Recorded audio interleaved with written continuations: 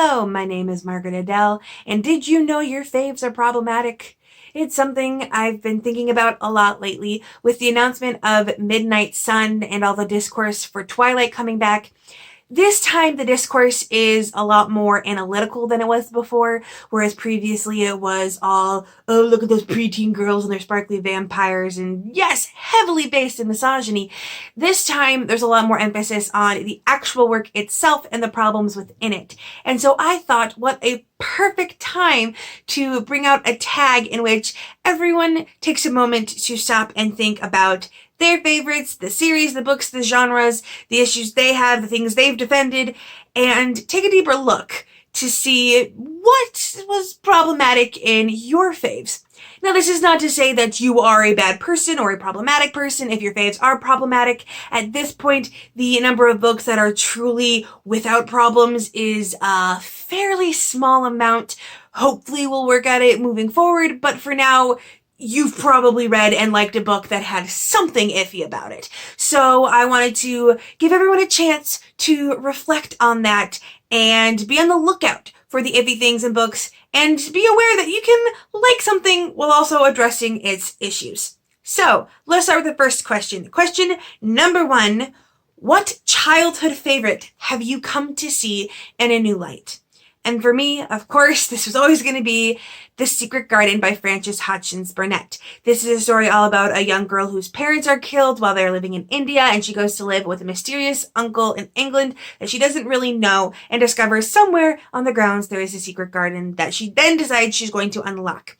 Now, at first glance, the biggest problem is the fact that her parents are literal colonizers working on, the colony in India, and at one point one of the characters, a maid named Martha, mentions that she assumed Mary would be darker skinned. She thought she'd be Indian, and Mary is furious about this, yelling insults at the mere idea that someone would think she was darker skinned.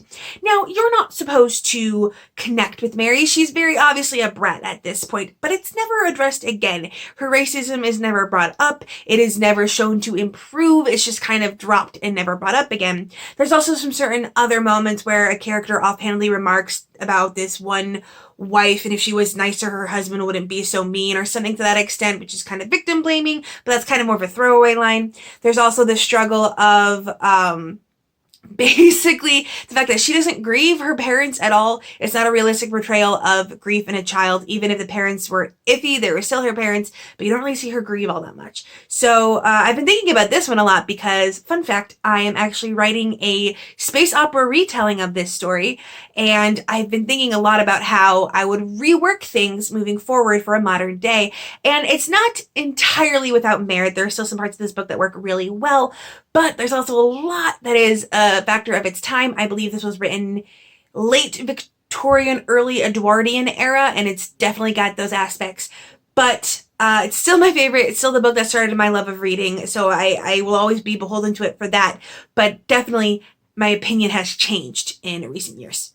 So this next one is, what book or series have you DNFed because of iffy factors? Now, you don't have to pick too many, just like 1 or 2 will work. And for me, it was actually one that I was liking to a certain extent, but the iffy factors just got to be way too much. And that is the Joe Ledger series by Jonathan Mayberry. This was really interesting to me because it's a mix of a political thriller and some more fantasy elements, wherein it's still a group of like military bros, but taking on things like zombies or super mutants. So it felt like a really cool mashup of genres. The problem was the female representation. The main character, Joe Ledger, has a backstory involving a girlfriend that was gang raped and committed suicide, and that entire backstory basically exists to give him the big sad. And then, fun little spoiler, over the course of the first couple books, another romantic interest is fridged so that he can then move forward with the big sad and have a book avenging her.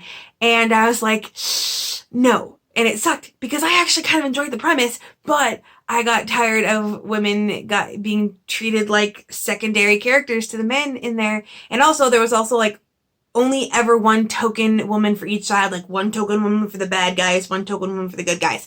So I'm like, you know what, cool premise, but I just can't stand for this. So I unfortunately had to move on. Still want to find another book with that premise though, because I just love it. Our third question is, what trope can you no longer stand? This might be a trope that you once loved or just kind of tolerated it was there, but now you're like, no. And for me, that is the werewolf alpha male trope, namely that trope where these werewolves are basically excused and allowed to be alpha sexist, like manly men, because that's just what werewolves are. Like, I'm not for it. It's not an excuse. It's not, they're mythical creatures. They're fictional. We can make werewolves whatever we want them to be. There's not a requirement for them to be a specific way.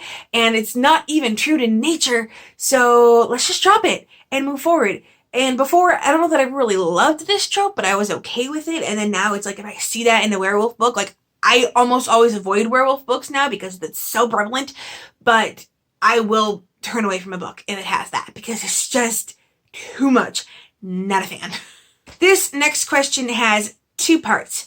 So what are the iffy factors in a genre you like, and what is a book that subverts them? So every genre has its own kind of vices, its own things it kind of leans too far towards. And this is not to say that every book in that genre has those things, but if you read enough in any one genre, you can kind of see some of the recurring themes that might be iffy. So for me, this has to be political thrillers. I love political thrillers. I know that it's not a well-loved genre on BookTube, but I picked up one of my father's old Clive Cussler mass market paperbacks when I was like a preteen, and I fell in love. I love the terrorist subplots and like bombs and gunfights, and I love all of that. The problem is that the diversity in political thrillers sucks so much, almost universally white. Maybe they'll throw in like one black character, but it's basically just a white character reskinned. Like there's nothing like practically different in that character. They're darker. And also this genre has so much iffiness when it comes to how it portrays rape. Oftentimes in these cases, a woman's sexual assault will basically be stolen from her and used as the motivation for a male character, to the point where the female character has no agency in what should be specifically her story because she was the victim of this crime.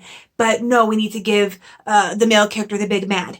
Now, a book that subverts all of these and that I love and that I'm definitely going to go back to reading more of the author's work, there's just so much, is The Killer Collective by Barry Eisler. This is all about basically an Avengers level meetup for this author's different works. He has 3 different protagonists with their own series that all come together in this book, and basically they're fighting what is essentially a pedophile ring that has members in the FBI, therefore members of the government are trying to kill them to hush it up.